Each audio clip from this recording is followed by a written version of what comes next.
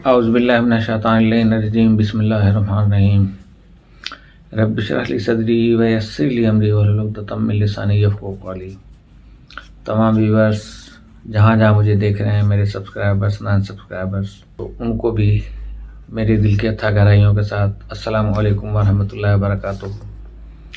امید ہے آپ سب لوگ خیریت سے ہوں گے، اور میری دعا ہے کہ اللہ پاک آپ کی زندگیوں میں آسانیاں پیدا فرمائے اور ساتھ ہی آپ کی تمام شرعی حاجات کو پورا فرمائے۔ بہرحال اللہ پاک سے دعا کی جا سکتی ہے، کرم کرنے والی اسی کی ذات ہے۔ کل اتفاق سے میں نے جو پروگرام کیا تھا وہ 21 منٹ کا تھا، اور اس میں نے بہت تفصیل سے بیان کیا تھا، لیکن کچھ یوٹیوب کی پالیسی ایسی ہے کہ جو میں نے اس میں پکچرز لگائی تھیں، اس کے بنا پہ وہ تقریباً 8-9 منٹ کی جو تھی نا، درمیان میں سے اس کو اڑا دیا۔ اور دوسرا کہ جو میں تھمبنیل پہ لکھتا ہوں، جو ٹائٹل پہ لکھتا ہوں، کبھی ایسا نہیں ہوتا کہ تھمبنیل پہ کچھ اور ہو اور میں کچھ اور بتاؤں، ٹائٹل میں کچھ اور ہو اور میں کچھ اور بتاؤں۔ جیسے کہ میں نے یہ لکھا تھا کہ آج سیاست کو اصولوں سے بالاتر سمجھا جاتا ہے، اور تھمبنیل پہ لکھا تھا کہ مسلمانوں کا عملاً کوئی لیڈر نہیں ہے، اور بے داغ اور اجلا کردار آج کوئی ہے، لیکن وہ چیز اس کے اندر کور ہو گئی اور وہ کٹ گئی۔ وہ حصہ میں آپ کو دکھا دوں گا، 8 منٹ کا ہے، اور 5-7 منٹ کا جو ہے یہ دوسرا پروگرام ہے میرا۔ اور انشاءاللہ ایک کینسر کی دوائی ہے، دوائی کیا ہے، بہت آسان سا ٹوٹکا ہے، تو وہ بھی انشاءاللہ میں آپ کے گوش گزار کروں گا۔ بے غرضی کا یہ عالم تھا کہ انہوں نے سب سے سخت ڈسپلن اپنی شخصیت پر نافذ کیا تھا۔ عیش آرام اور تناسانی کی زندگی انہوں نے کبھی نہیں گزاری۔ وہ اپنی ذاتی کامیابی اور آسائش کے لیے کوئی کام نہیں کرتے تھے۔ جن سخت ضوابط کی توقع وہ دوسروں سے کرتے تھے، ان کی پابندی سب سے پہلے وہ خود کرتے تھے۔ کام اور صرف کام کا اصول دوسروں کے لیے بعد میں اور اپنے لیے پہلے تھا۔ ہم غور کرتے جائیں ان کی زندگی کے اور اپنی زندگی کے حالات کے مطابق۔ یہی وجہ ہے کہ انہوں نے مختصر سی زندگی میں تخلیق پاکستان کا وہ کارنامہ انجام دیا کہ جس کی نظیر پیش کرنے سے تاریخ قاصر ہے۔ انہوں نے اس عظیم مقصد کے لیے ذاتی آرام کو ترجیح دیا تھا اور اپنی صحت داؤ پر لگاتی تھی۔ قائد اعظم کے عمل سے ان کی شخصیت کا اظہار ہوتا تھا، ان کے قول و فعل میں تاثیر کی وجہ بھی ان کی عملی سچائی تھی۔ ان کی دیانتدارانہ زندگی نے ان کی قیادت کو کرشماتی بنا دیا تھا، اور یہ کوئی معمولی بات نہیں کہ بر صغیر کے مسلمان ان کے ایک اشارے پر ہر قربانی دینے کو تیار ہو جاتے تھے۔ وہ مسلمانوں کو متحد اور مجتمع کرنے والی طاقت تھے۔ عجب ستم ظریفی ہے کہ جس ملک کے بانی کا کردار بے داغ اور کرپشن سے پاک ہو، جس نے سیاست و قیادت کا اعلیٰ ترین معیار طے کر دیا ہو، اس کے ملک میں سب سے بڑا بحران ہی با کردار قیادت کا پیدا ہو جائے۔ سوچنے کی بات ہے، لمحہ بہت فکریہ ہے۔ ہونا تو یہ چاہیے تھا کہ بانی پاکستان کے کردار کو سیاست کرنے کا بنیادی اصول اور وصف بنایا جاتا۔ قائد اعظم کی سیاست سے یہ گر ہر سیاستدان کو سیکھنا چاہیے تھا کہ نیک نیتی اور اخلاص ہی وہ واحد ہتھیار ہے کہ جس سے ہر جنگ جیتی جا سکتی ہے۔ کردار کی بلندی نہ ہو تو کوئی سیاستدان لیڈر نہیں بن سکتا، لیکن آج یہاں پہ ہر وہ انسان سیاسی لیڈر بنا ہوا ہے کہ جس کی کردار کی بلندی تو کجا پستی کی طرف ہے۔ نہ وہ ہجوم کو قوم بنا سکتا ہے، اور ایسا ہی ہو رہا ہے کہ آج ہجوم ہے، قوم نہیں بنا سکا وہ لیڈر۔ قائد اعظم محمد علی جناح کو مسلمانان بر صغیر کے مشکل ترین دور کا سامنا رہا۔ ان میں تقسیم در تقسیم بھی تھی، اور ان کا حوصلہ بھی نچلی ترین سطح پر تھا، لیکن انہوں نے ایک دل گرفتہ ہجوم کو قوم میں تبدیل کر کے تاریخ کا رخ بدل دیا۔ آج بھی اگر ہمارے سیاستدان ایسا ہی کریں تو اس ہجوم کو ایک قوم میں تبدیل کر سکتے ہیں، لیکن نہیں، بلکہ انہوں نے قوم کو ہجوم میں تبدیل کر دیا۔ بعد میں آنے والے سیاستدانوں کے لیے ان کا یہ کردار مشعل راہ ہونا چاہیے تھا، لیکن ہم نے اعلیٰ ترین سطح پر قائد اعظم کو رول ماڈل نہیں بنایا۔ بانی پاکستان کی مسحور کن شخصیت کے مظاہر بہت سے ہیں۔ اس تاریخ دور کا اندازہ لگائیں کہ انگریز نے مسلمانوں سے اقتدار چھینا تھا اور کانگریس سے سیاست کا آغاز کیا۔ انہوں نے کانگریس میں تیزی کے ساتھ نمایاں مقام حاصل کیا۔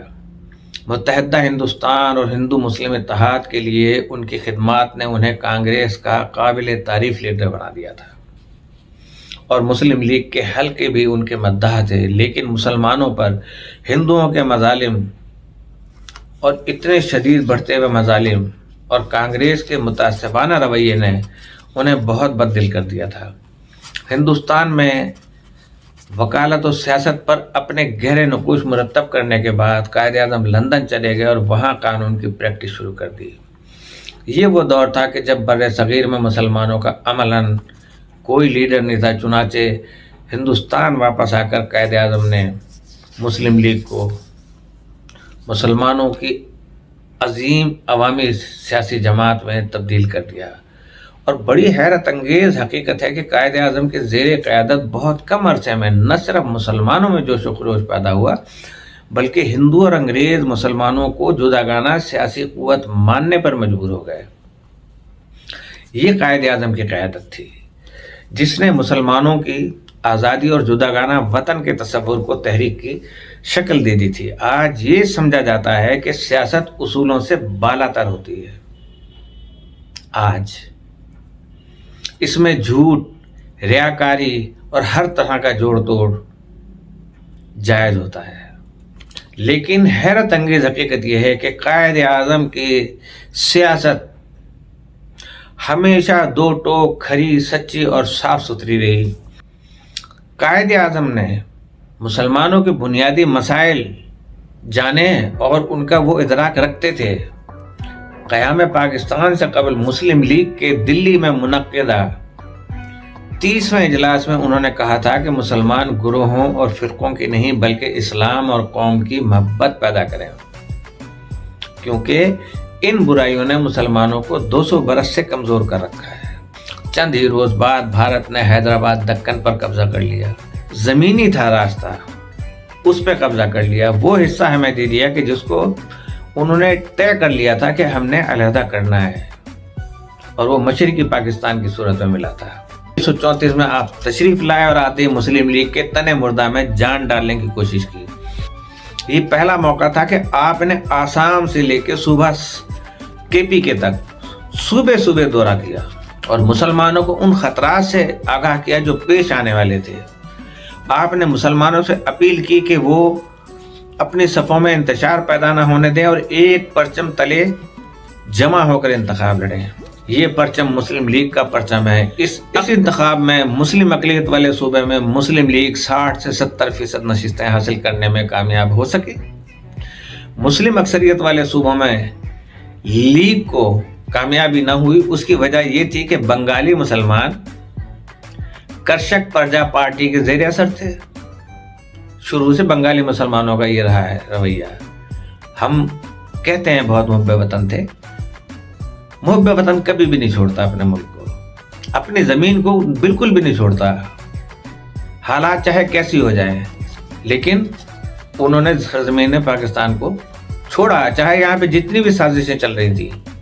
آپ کو نہیں چاہیے تھا کہ بھائی سے بھائی الگ ہوتا، آپ نے بھائی کو چھوڑ کے گئے، اس لیے کہ آپ کو پتا تھا کہ میرا حصہ مجھے مل گیا ہے تو میں چلا گیا ہوں۔ اور آج ان کی تعریف کی جاتی ہے اور ان کی جو ہے وہ شان بیان کی جاتی ہے، اور بڑے بڑے ہمارے تجزیہ نگار کرتے ہیں۔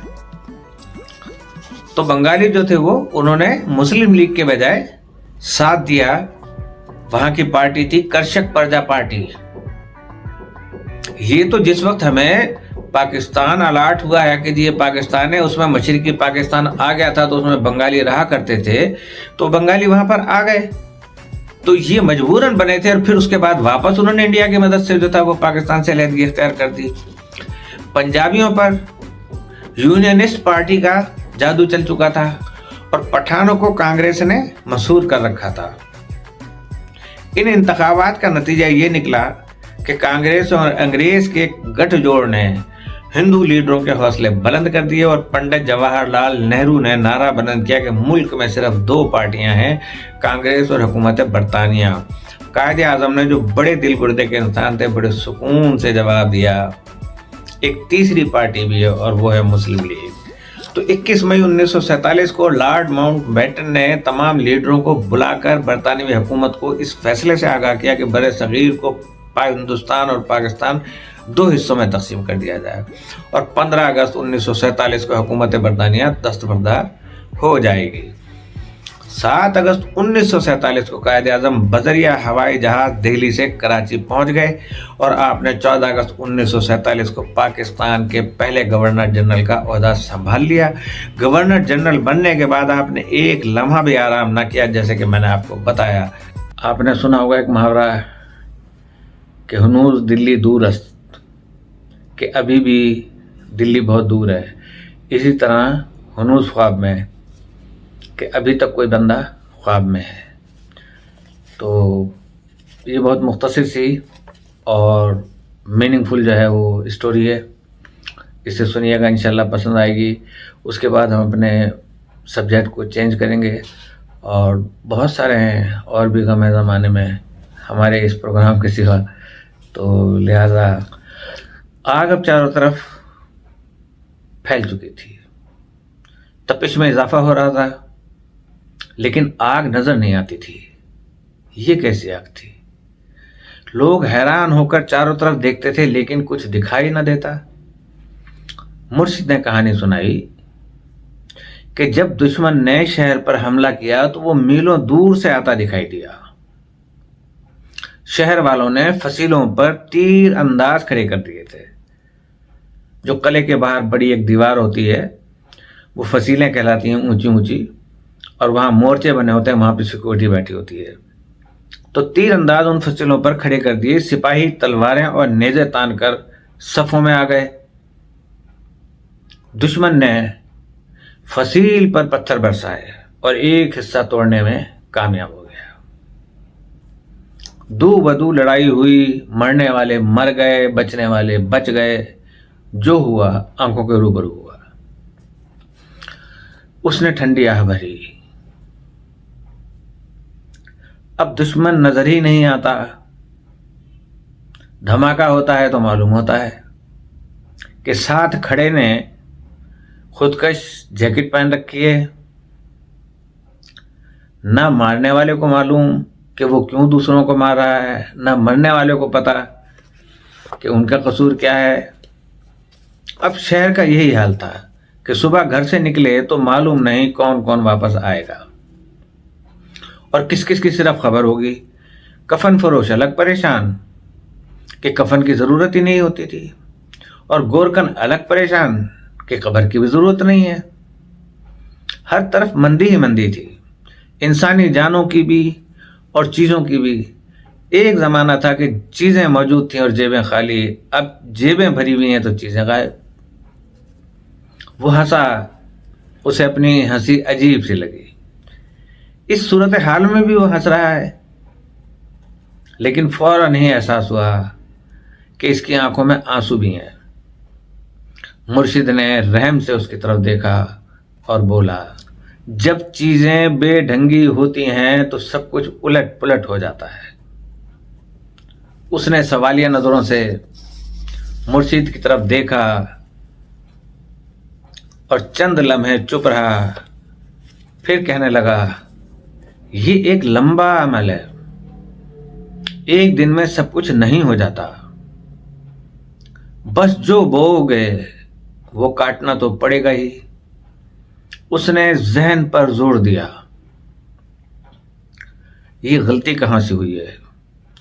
ابھی بہت پہلے سے بھی بہت پہلے۔ کب؟ تاریخ کے قبرستانوں میں مردہ قوموں کے کتبوں پر ان کی داستان رقم تھی۔ کہاں سے آغاز ہوا، کمال کا نقطہ کہاں تھا، اور ڈھلوان کا سفر کب شروع ہوا۔ تیزی سے لڑکتے ہوئے اس نے ایک پتھر سے ٹیک لگانے کی کوشش کی، لیکن پتھر بھی اس کے ساتھ ہی لڑکنے لگا۔ اوپر دور ماضی کی چمک اور اب حال۔ مسلسل پھسلتے چلے جانا اور نیچے مستقبل ایک اندھی گہری کھائی۔